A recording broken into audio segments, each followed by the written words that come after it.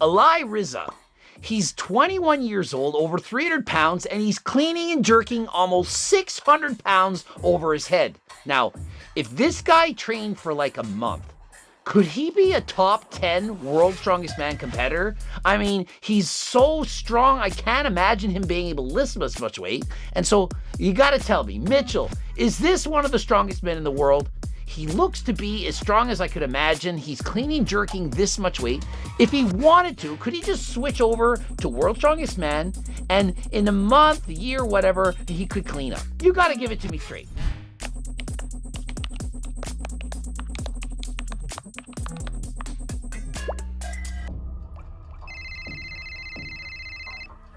Hey, Craig. That is not how that works. No. No, not in the least. I'll explain. Give me a minute, you'll find it on YouTube. So Greg is well versed in bodybuilding, but obviously in the world of strength sports, he needs a little bit of catching up. Now, some of you are going to learn something from this as well, because people moving the most weight are not always the people who are the strongest in the world. It might sound contradictory, but let me explain. First of all, Alireza Yusufi. I hope I'm saying that right, because his name deserves all of the respect. At 21 years old, he did a 263 kilo clean and jerk.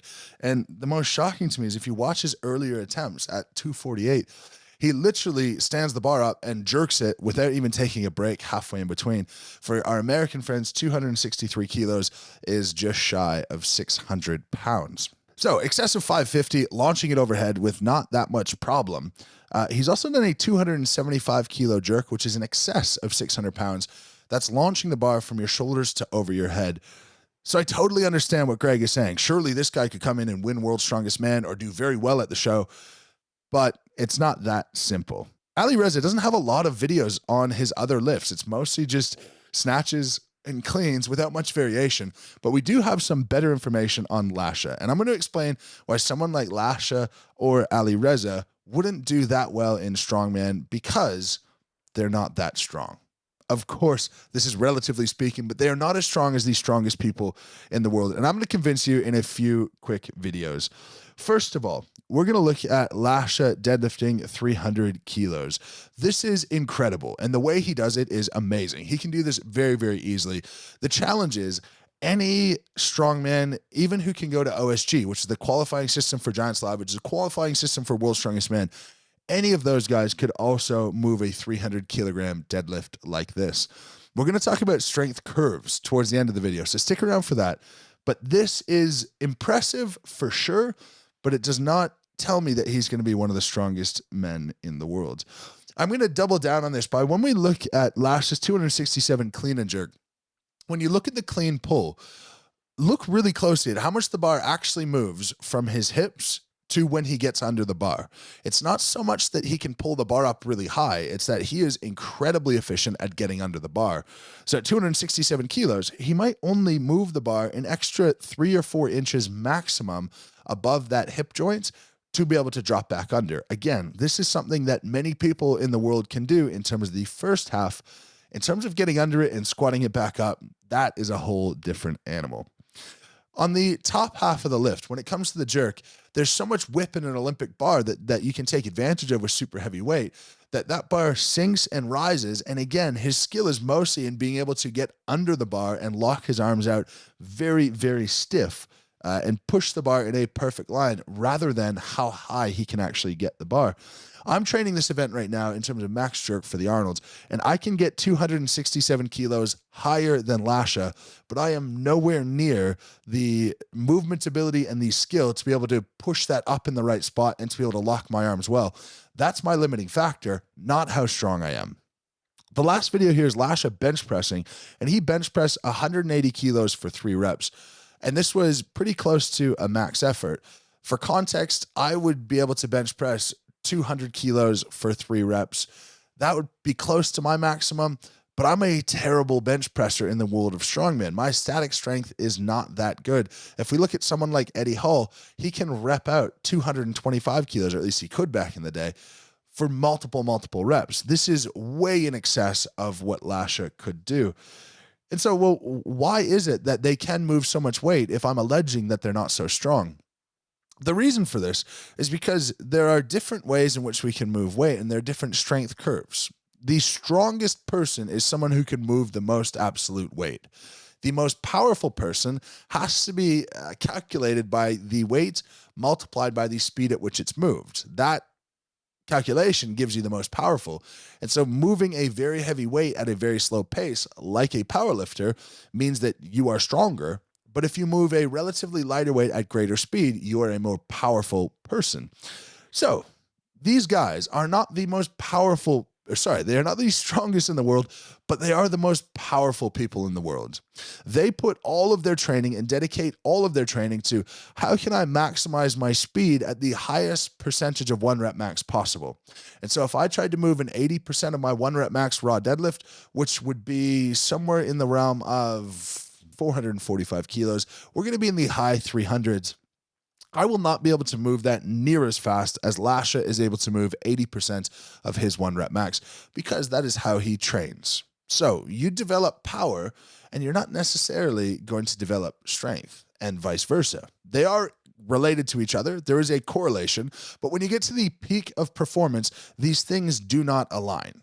So Lasha's goal is not really to deadlift more or to squat more. It's to be as powerful as he can be close to his 1 rep max. Does increasing your 1 rep max promote that? Of course it does. But there are ways that the body moves to be most powerful, and there are ways the body moves to be strong. Squats are a really good example. And this is the last lift I have here from Lasha, with a 335 kilo squat double. And he is doing this in knee wraps. I believe these are Olympic wraps, so they're not that tight. They don't provide that much support. But a 335 kilo squat for 2 in a movement that he is very competent in is very, very strong in terms of a lay person. But in terms of the strongest people in the world, there are people who squat 1,000 pounds with knee sleeves on without wraps at all. That's 120 kilos in excess of Lasha. The thing is, though, he is not squatting in a way to make himself as strong as possible. He's trying to be as powerful as possible. This means he's taking the stance that he's going to do his clean pulls in and his front squat in when he does his cleans. So his knees are going to track a little bit more forward. He's going to rely a little bit more on quads and bouncing out of the hole, where if you're going for maximum strength, you can be slow out of the hole and it's no problem. You're going to go wider. You're going to sit back and use your hamstrings and glutes a little bit more as you drive your knees out.